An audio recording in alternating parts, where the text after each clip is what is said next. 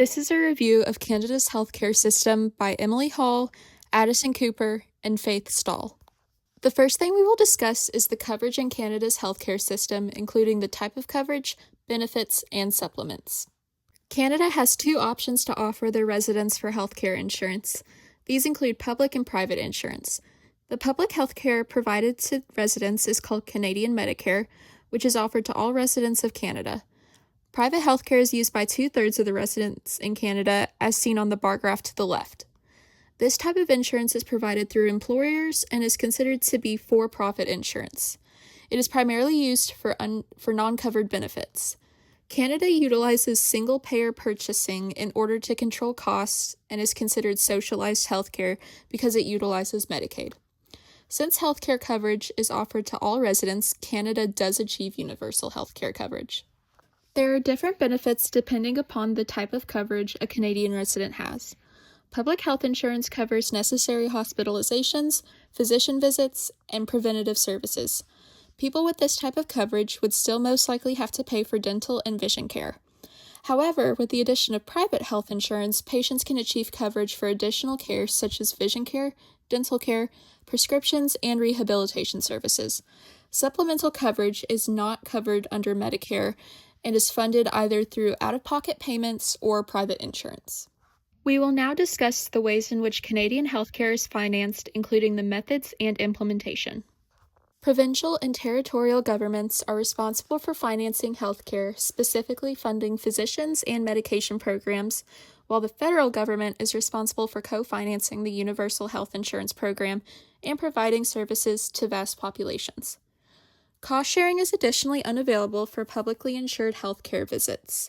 However, the government does provide safety nets such as outpatient drug plans to some people who don't have private insurance to help them cover the cost of prescription medications. The government also will pay for food and rehabilitation services for people residing in publicly financed care facilities. I found an interesting statistic that stated that after a patient pays more than 3% of their net income in hospital expenses, they become eligible for a 15% tax credit for the rest of the healthcare expenses that year. Affordability, patient costs, and cost containment. In Canada, healthcare is more affordable for patients overall. The CHA, also known as the Canadian Healthcare Act, is a resource that is provided for all Canadian citizens. This resource, that is also provided by the federal government, allows for publicly funded healthcare insurance. Canada runs on a single-payer insurance program. This meaning that it is a system funded by the federal government that pays and funds for insurance for its citizens. The CHA also allows for the federal government to cover both inpatient as well as outpatient care.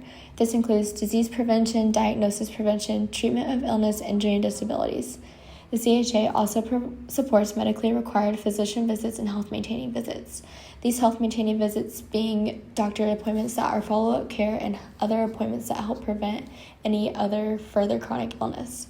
Considering such positive benefits that are provided from the CHA, not many mechanisms are needed to help with financial burdens created by cost sharing. However, the few mechanisms that are set in place to help with such financial burdens include deductibles, co-payments, and co-insurance. Co-payments, or deductibles, is the amount of money that must be paid out of pocket before insurance pays for the remaining amount of money left on the bill. Co-payment is a set amount of money that the patient must pay first after such doctor visits. Insurance will cover whatever is remaining, whereas co-insurance is a certain percentage of bills that patients must pay, and then the insurance will cover whatever is remaining of such bill. In Canada, in order to contain overall healthcare costs, there are many processes that have been set in place by the federal government. Such processes include single-payer healthcare systems, universal coverage by hospitalization and physician appointments, global budgets, and regionalization. Regionalization is where areas are divided into smaller regions, this making it easier on the economy as well as financial side of things when it comes to the federal government providing and paying for insurance of such citizens. The quality of care that is provided in Canada, this including data and health indicators as well as metrics. The healthcare provided in Canada is noticeably better than the healthcare that is provided here in the United States. The Canadian healthcare system has been recorded as a cheaper option of healthcare for its citizens. In Canada, the life expectancy rate has increased 2.5% since 2021. The infant mortality rate has decreased 0.48% since 2019, and looking at the maternal mortality rate, it has decreased 0.01% since 2021. When looking at the percentage of citizens impacted by chronic disease, it was 44% in Canada compared to the 76% that was recorded in the United States. Lastly, we will talk about provider satisfaction within the Canadian healthcare system. According to a 2024 research study, the average cost of medical school in Canada is approximately $17,000, with Ontario having the highest cost at $27,000. This is considerably lower than the United States, which has average medical school costs of approximately $236,000. It is important to note that these tuition costs vary due to factors such as institution type, geographic location, and available financial aid. In Canada, financial aid includes private loans that are dedicated to clinical students, and the Canada Student Loans Program, which offers loans, grants, and repayment assistance. Ultimately, lower costs and a wide array of financial aid makes medical school much more accessible in Canada as compared to the United States. The predominant forms of payment in both Canada and in the United States follows the fee-for-service and salary model.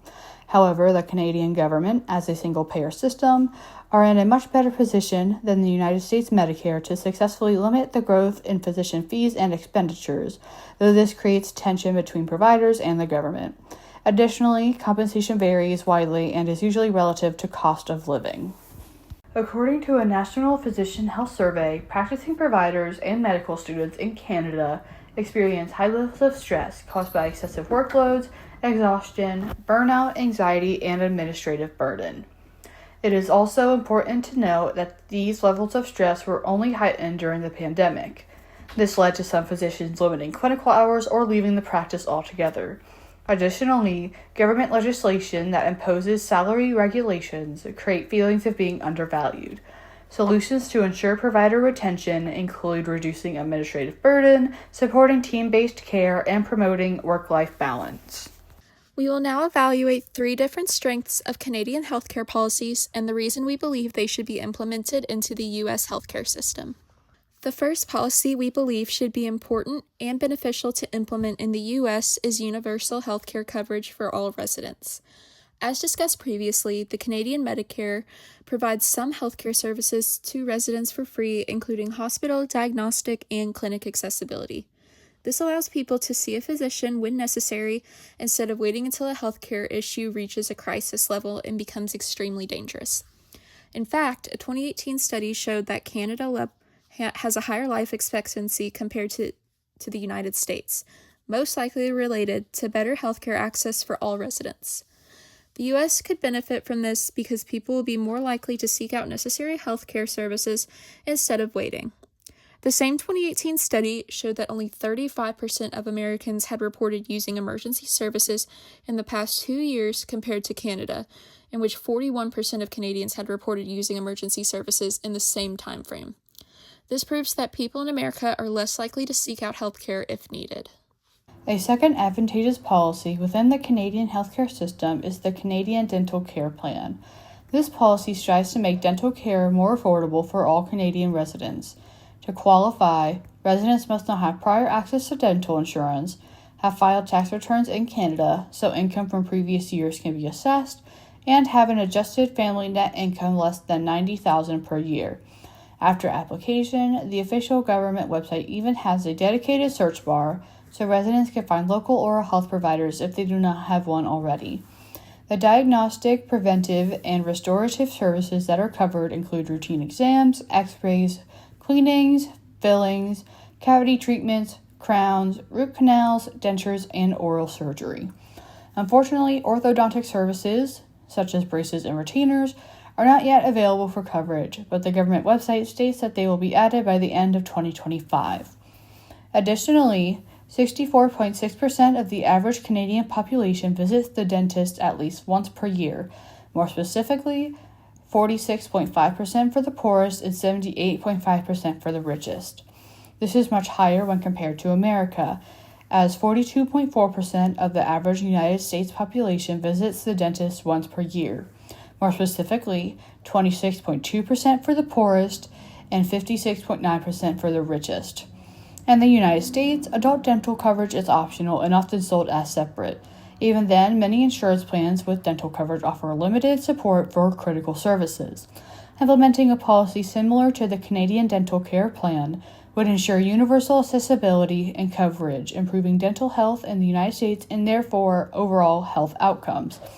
This can be seen in reduced risk of chronic disease, such as heart disease and diabetes, lower risk of dementia, and better pregnancy outcomes.